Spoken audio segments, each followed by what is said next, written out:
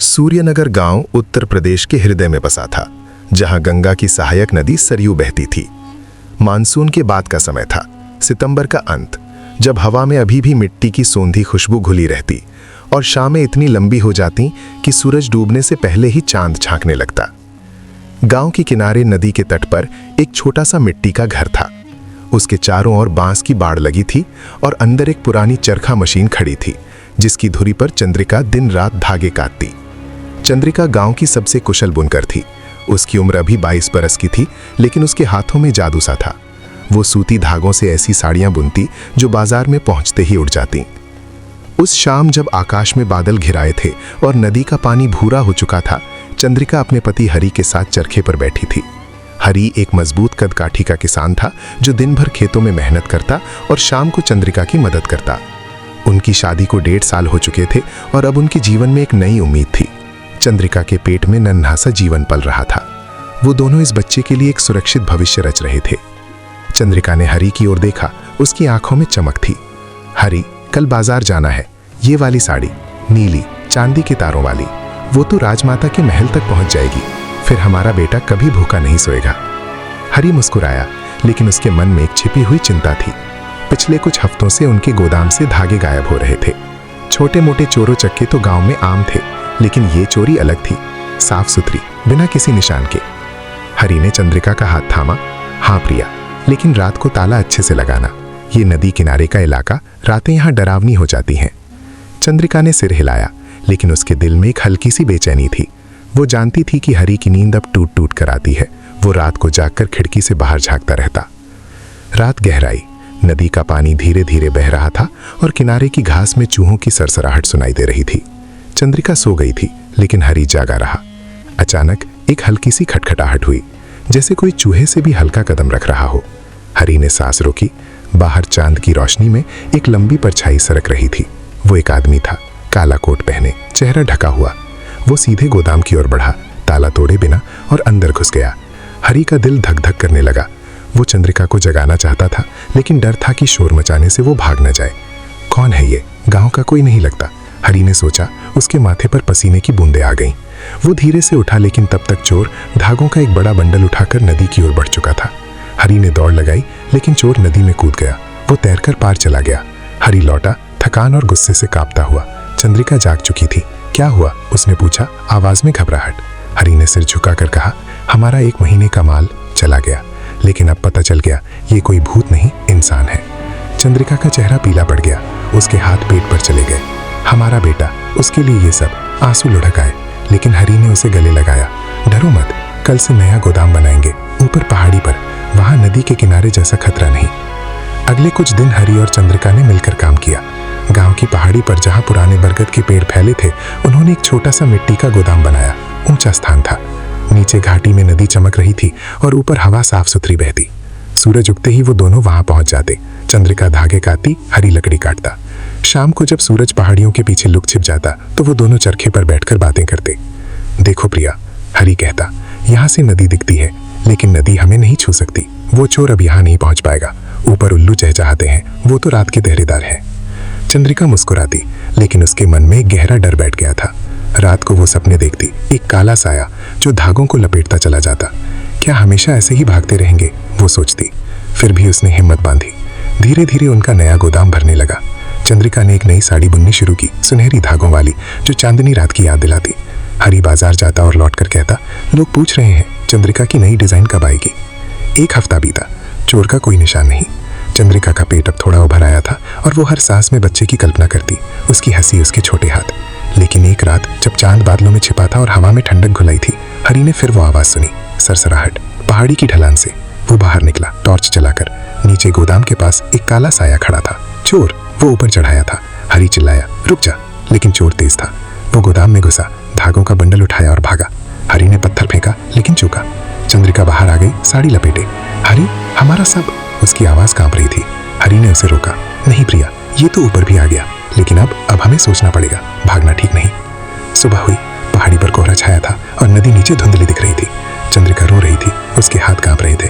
हर साल ऐसा, हमारा घर, हमारा सपना, सब बर्बाद। हरि ने सिर झुकाया। उसके मन में गुस्सा था, लेकिन डर भी। वो चोर मजबूत था, शायद हथियारबंद। नहीं चंद्रिका, समस्या बड़ी है लेकिन हल भी निकलेगा। दोस्तों की याद आती है। गांव के बाहर सरियों के उस पार मेरा पुराना दोस्त रमेश रहता है। वो चतुर आदमी है, गांव का पंचायत सचिव था कभी। चलो उससे बात करें, विपत्ति में यही तो काम आते हैं जो सोचते हैं। चंद्रिका ने सिर हिलाया, उसके दिल में किरण सी जगी। हाँ हरी, चलो, शायद वो कोई रास्ता बता दे। नदी पार करने के लिए नाव वाला फेरा लगाया। दोपहर का समय था, सूरज तेज चमक रहा था और नदी का पानी चांदी सा बह रहा। रमेश का घर सरियों के उस किनारे था, एक छोटे से बगीचे में। वो एक बुजुर्ग था, 60 के पार, लेकिन उसकी आंखें तेज थीं, बाल सफेद लेकिन चाल में चपल था। हरी और चंद्रिका जब पहुंचे तो रमेश बरामदे में बैठा चाय पी रहा था। हवा में चमेली की महक थी और दूर खेतों में किसान हल चला रहे थे। रमेश ने उन्हें देखा तो मुस्कुराया। अरे हरी, चंद्रिका, आओ बैठो। क्या बात है, चेहरा उदास क्यों?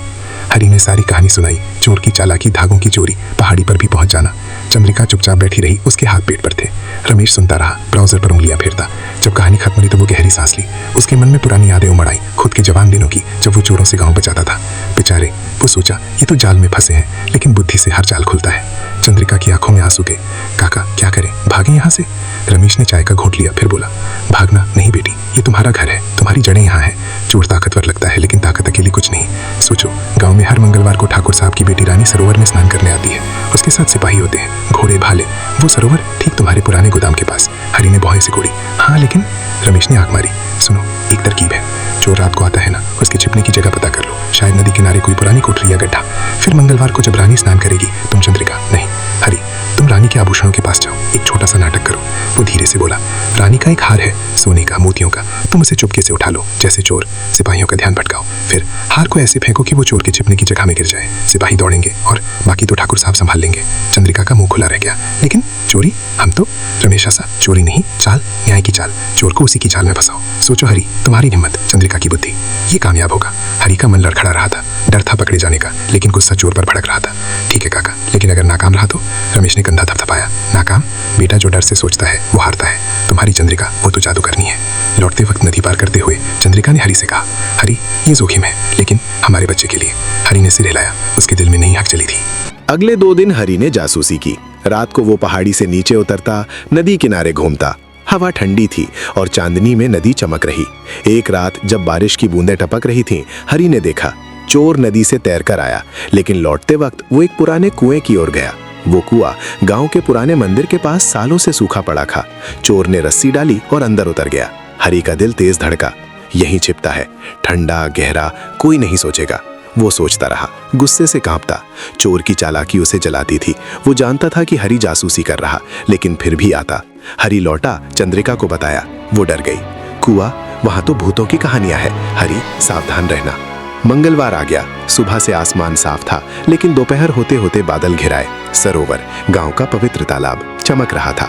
कमल के फूल खिले थे और हवा में मछलियों की महक। रानी, ठाकुर साहब की इकलौती बेटी, हर मंगलवार यहाँ आती। उसकी उम्र 18 की, चेहरा गोरा, बाल लंबे। उसके साथ 4 सिपाही, 2 सहेलियां। हरी और चंद्रिका पहाड़ी से उतरे, लेकिन अलग अलग। चंद्रिका ने हरी को देखा, उसके चेहरे पर पसीना, हाथ कांप रहे। हरी, अगर कुछ गड़बड़? हरी ने कहा, शांत, ये हमारे लिए है, बच्चे के लिए। चंद्रिका ने प्रार्थना की। उसके मन में माँ का चेहरा आया, जो कहती थी, बेटी, बुद्धि तलवार से तेज होती है। रानी स्नान करने उतरी। सिपाही तट पर खड़े, आभूषणों की थैली रखी। हरी छिपा था झाड़ियों में। उसका दिल जोर जोर से धड़क रहा। अब या कभी नहीं, वो सोचा। सहेलियों ने गपशप शुरू की। हरी ने एक छोटी सी चीख मचाई, जैसे कोई चूहा भागा हो। सबकी नजर घूमी। उसी पल हरी ने थैली से हार निकाला, सोने का, मोतियों का, चमकदार। वो दौड़ा, हार हाथ में लटकाए। चोर, चोर, एक सहेली चिल्लाई। सिपाही जागे। पकड़ो उसे, सरदार चिल्लाया।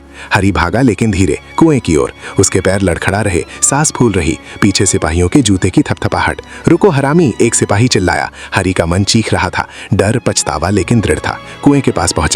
चोर अंदर था। हरी ने झांका, वो सो रहा था। हरी ने हार फेंका, सीधे अंदर। हार चटक गई, मोती बिखरे। चोर जागा, फुफकारा, कौन? सिपाही पहुंचे। सरदार ने झांका, अरे नागिन जैसा कोई, हार यहाँ। चोर बाहर निकला, लंबा, काला, चाकू हाथ में, लेकिन सिपाही तैयार थे। भाले चमके और चोर गिर पड़ा। खून की गंध फैली। सरोवर की शांति भंग हो गई। रानी ने हरी को माफ कर दिया। सच सुनकर ठाकुर साहब ने इनाम दिया। चंद्रिका और हरी का गोदाम फिर भर गया। महीनों बाद जब बच्चा पैदा हुआ, एक बेटी, नाम रखा चतुरिका। चंद्रिका उसे गोद में लेकर कहती, देख बेटी, ताकत तर्क नहीं सोच से जीत मिलती है। जो तूफान को सीधे टकराए वो टूट जाता, लेकिन जो लहरों का रुख मोड़े वो किनारे को सुरक्षित पहुंचाता। जीवन की हर चुनौती एक पहेली है, जिसे ताकत से हल करने की कोशिश करो तो वो और उलझ जाती, लेकिन जब मन की धार को तेज करो, दोस्तों की सलाह को अपना सिपाही बनाओ, तो वो पहेली खुद सुलझने लगती है। ये न सुना पढ़ा सबक है, बल्कि वो जड़ें हैं जो हमें गिरने ना दे, क्योंकि असली शक्ति हाथों में नहीं, आंखों की चमक में बसती है।